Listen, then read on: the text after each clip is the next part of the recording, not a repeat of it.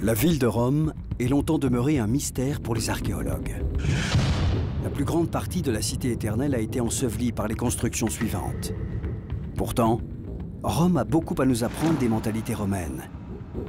Dans l'Antiquité, ces monuments grandioses, ces lieux de pouvoir, cette architecture composée pour côtoyer les cieux ont toujours attiré les regards étrangers. Les ingénieurs romains ont bâti des copies de Rome aux quatre coins de la Méditerranée.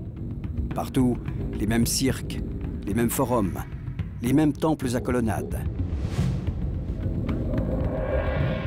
Mais ces cités ne sont pas de vulgaires copies de la capitale éternelle. Elles sont plus que cela, la preuve matérielle d'une stratégie de conquête.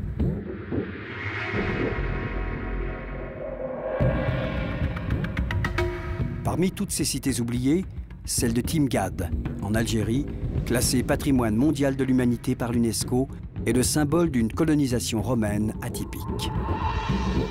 Pour le comprendre, il faut plonger au cœur de son histoire.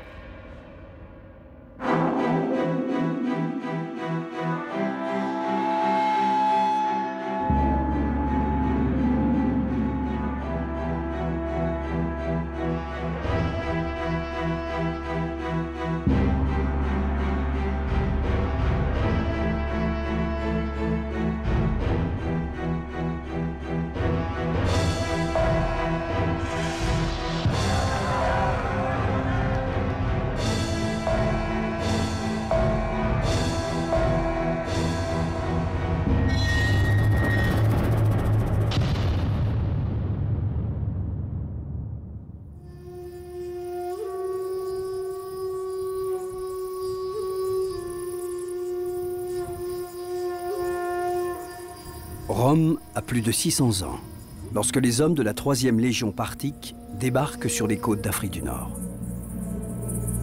La Numidie brûle sous le soleil. L'air embaume du parfum tenace des garrigues surchauffées. Mais ces hommes ont l'habitude. Il y a là les vétérans des campagnes orientales de l'empereur Trajan.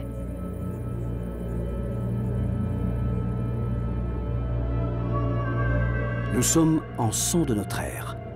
L'Empire romain est à son apogée. La ville lumière, Rome, est la capitale d'un territoire immense.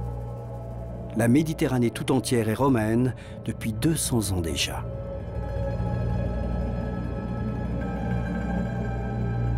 Comment les Romains ont-ils réalisé cette prouesse?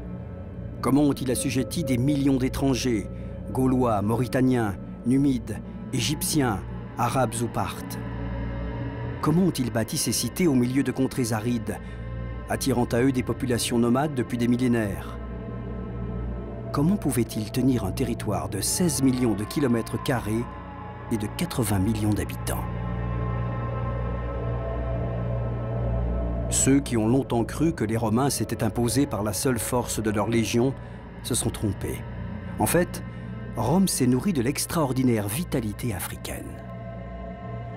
Les ruines des cités perdues d'Afrique du Nord gardent le souvenir de cette mystérieuse alchimie entre deux peuples, deux mondes, deux civilisations. Mais avant d'en arriver là, il a fallu que Rome se débarrasse de tous ses adversaires et les empêche de nuire, à tout jamais.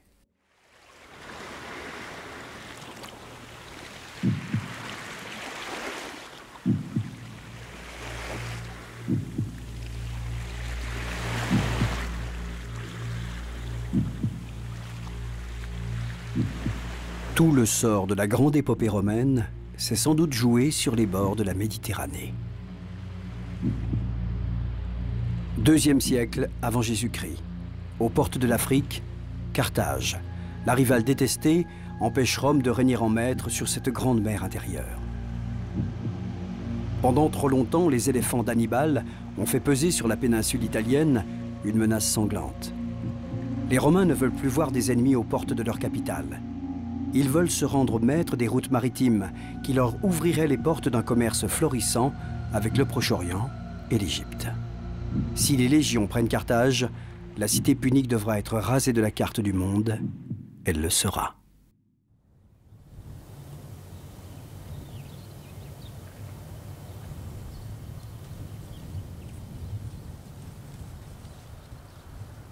En 146 avant Jésus-Christ, Les légions de Scipion l'Émilien prennent Carthage, après d'âpres combats. Pour ne pas se rendre à leur ennemi juré, les habitants se sont jetés dans les flammes d'un énorme bûcher. De la cité punique, les soldats romains ne laissent qu'un tapis de cendres. Ils la rasent consciencieusement, comme pour annihiler jusqu'à son souvenir. Les archéologues ont retrouvé la trace de cette riche capitale. Une strate de charbon, de plomb fondu, de briques et de poteries pilées. Les légionnaires ont transformé Carthage en poussière. La cité romaine est construite sur ces terribles fondations. Elle écrase le cadavre de son ennemi. Désormais, les portes de l'Afrique sont brisées. Une autre conquête débute par le fer des légions de la ville éternelle, Rome.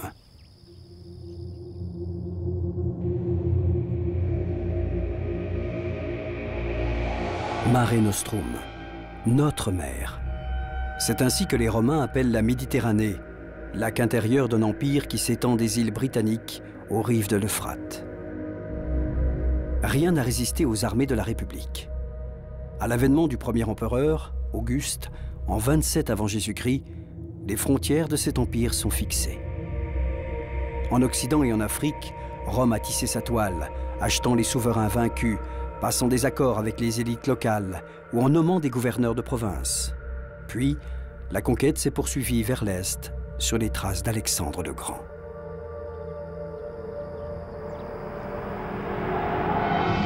En 105, l'empereur Trajan lance ses troupes contre les guerriers parthes de Mésopotamie.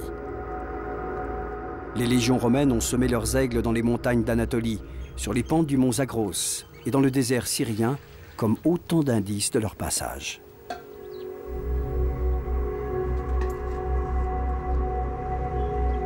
À Zeugma, les troupes de Rome ont laissé leur empreinte jusque dans la pierre des carrières, destinée à bâtir de somptueuses cités. Les légions avancent en bâtissant le monde romain.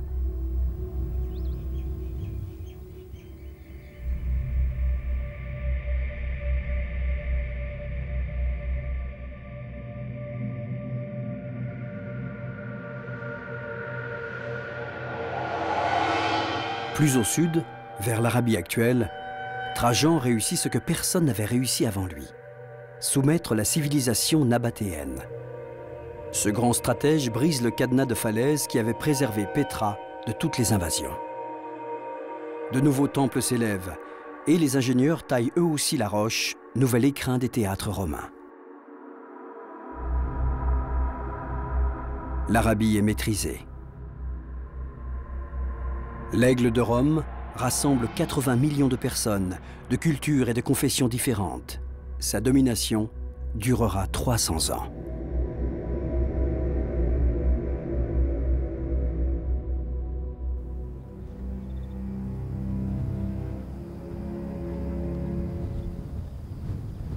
En 100, la 3e légion trajane s'est installée à Timgad, en Afrique du Nord.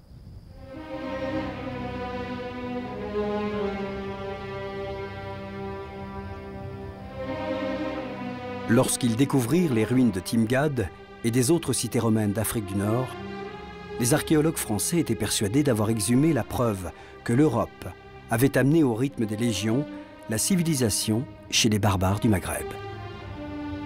Ils justifiaient ainsi la colonisation de ces territoires en faisant des troupes coloniales les nouvelles légions de l'Occident. Ils ne pouvaient pas supposer que ce n'était pas l'Afrique qui était devenue romaine, mais que Rome était devenue africaine. Au XIXe siècle, en une poignée d'années, des dizaines d'archéologues s'appliquèrent à sortir du sable cette ville que l'on appellera bientôt la Pompéi d'Afrique. Il faut dire que ses dimensions sont d'autant plus impressionnantes que tous les matériaux qui ont servi à la bâtir ont été amenés sur place. La pierre, le marbre ont fait des dizaines, voire des centaines de kilomètres pour rejoindre cette cité des Aurès, perdue au milieu des montagnes. Parce qu'il était fondé sur un quadrilatère impeccable, on a longtemps cru que le plan de Timgad était plaqué sur celui d'un camp de la Légion. Mais pour comprendre les vestiges laissés par ses habitants, il fallait remonter le temps jusqu'à parvenir aux heures de sa fondation. Ce plan minutieux nous délivre un message que seuls des spécialistes d'architecture antique sont capables de déchiffrer.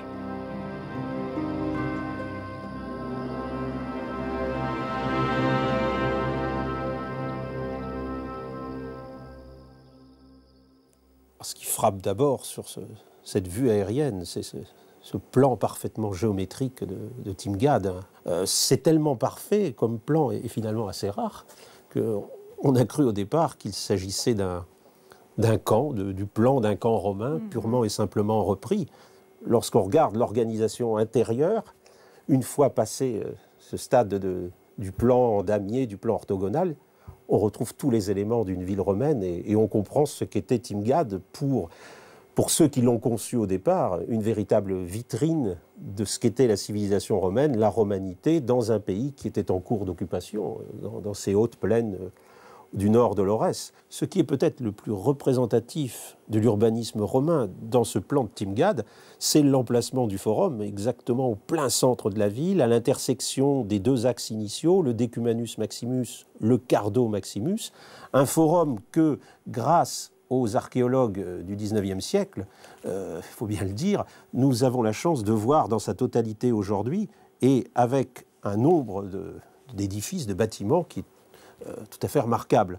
Alors, on retrouve là, en fait, les éléments du forum romain classique, à commencer ici par la curie, qui évidemment fait penser à la situation de Rome. On a ici toute une série de bases de statues qui étaient les bases qui portaient les statues des notables de la Timgad du IIe et du IIIe siècle notamment.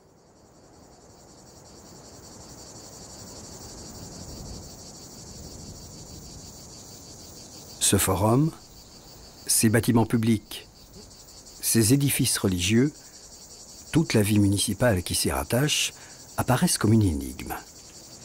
C'est une copie miniature de Rome, mais pourquoi faire?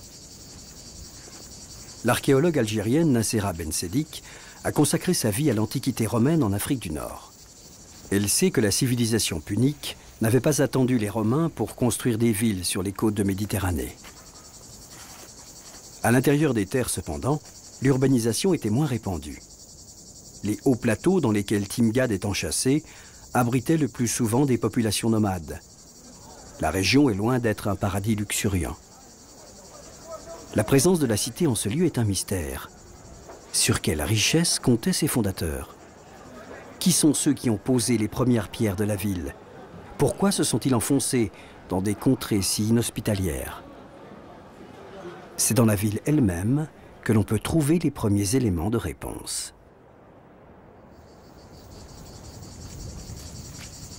Timgad, comme tout le monde sait, a été fondé par l'empereur Trajan en 100, au départ avec un petit groupe de citoyens romains, parmi lesquels des civils et des vétérans. Alors, ce qui nous intéresse, nous ici, puisque c'est pour montrer que c'est un des rares vétérans dont on ait des traces, et qui était au moment de la fondation de la ville, c'est surtout donc cette expression où on sait donc qu'il est missi honesta missione ab imperatore Traiano optimo Augusto Germanico Dacico Partico. Ça veut dire qu'il a été envoyé ou renvoyé en congé honorable par l'empereur Trajan, ce qui pour nous est très intéressant. Ça veut dire donc que c'est le moment de la fondation, et surtout le congé honorable veut dire qu'il est à la retraite, c'est un vétéran. Au début du second siècle de notre ère, les légions s'installent définitivement en Numidie, au nord des Aurès, dans le grand camp de Lambèse.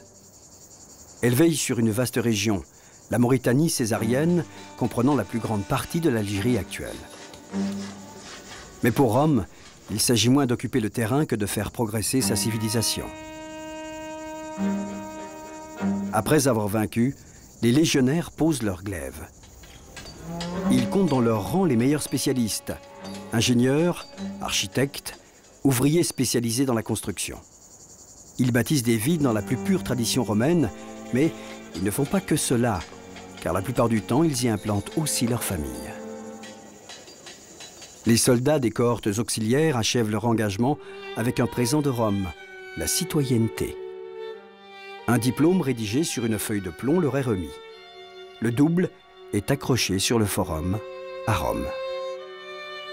Après 25 ans de service, les vétérans et leurs enfants sont donc des Romains de plein droit. Ils portent alors la toge, signe distinctif des citoyens. Ils peuvent faire du commerce et s'enrichir assez pour faire élever des statues à la gloire de leurs bienfaiteurs. Rome ne compte pas seulement sur le côté militaire de sa mission, elle compte aussi beaucoup sur l'attrait. Il faut attirer les populations, il ne faut pas seulement leur faire peur ou les combattre.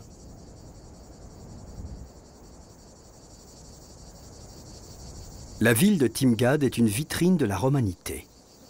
Elle ressemble à toutes ses sœurs fondées autour de la Méditerranée, reliées entre elles par 90 000 km de voies pavées.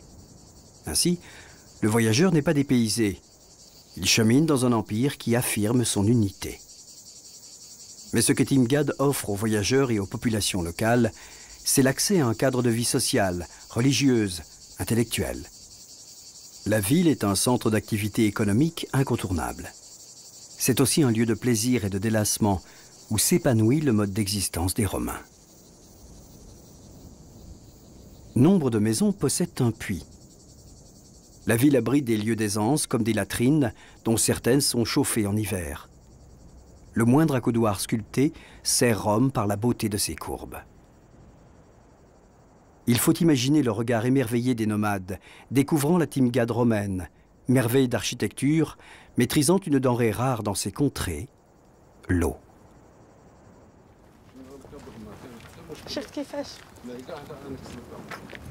Donc on va voir comment arrive l'eau dans les thermes. On va essayer de retrouver la canalisation et pour savoir si ça vient de la source ou bien du bassin qui est à côté du fort byzantin. Ça passe là, ça passe là.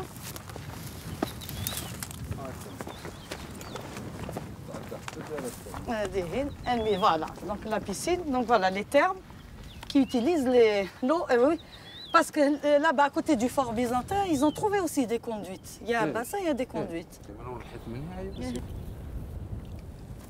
Tu as vu? Là aussi. Ce qui est très frappant à Timgad, c'est l'abondance des thermes, le nombre extraordinaire d'ensembles thermaux, de bains publics et privés qui ont été retrouvés. 27 ensembles en tout.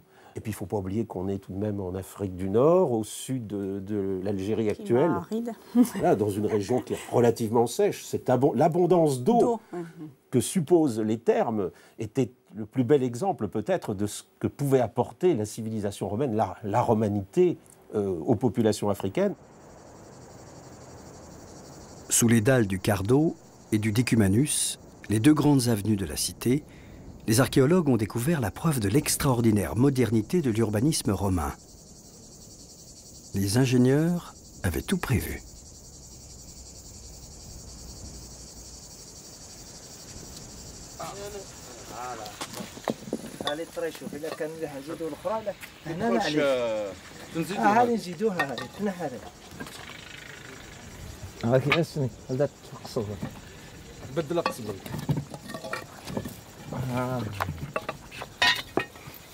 زيد الحياضي فوالا تقلت شو مسحوس خدم نهار ما تخدم اللي قدر تشتروهم زريق.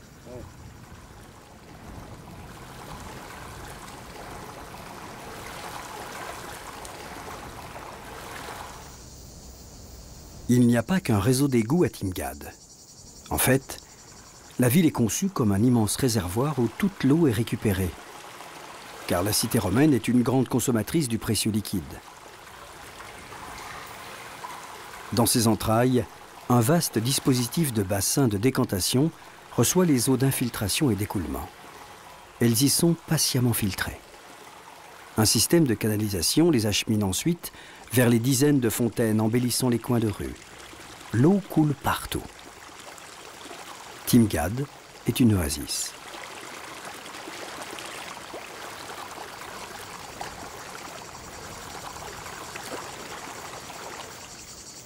Cette eau alimente surtout les thermes publics et privés où se retrouve toute la population, sans distinction de classe ou d'ordre. La plupart sont gratuits.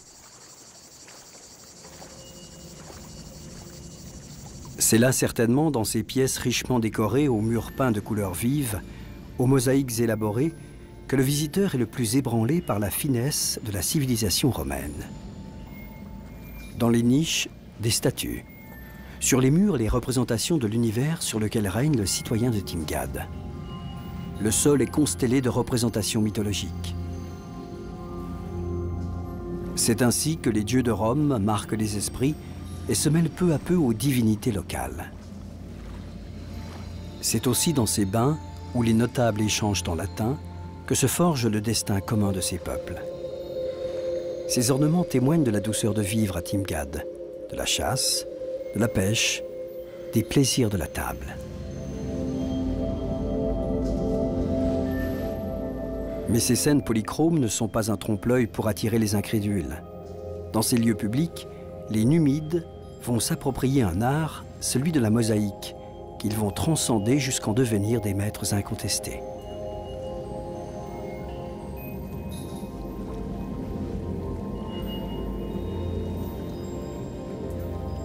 Si Timgad est une vitrine des richesses offertes par Rome, elle est aussi un lieu d'échange d'une incroyable modernité.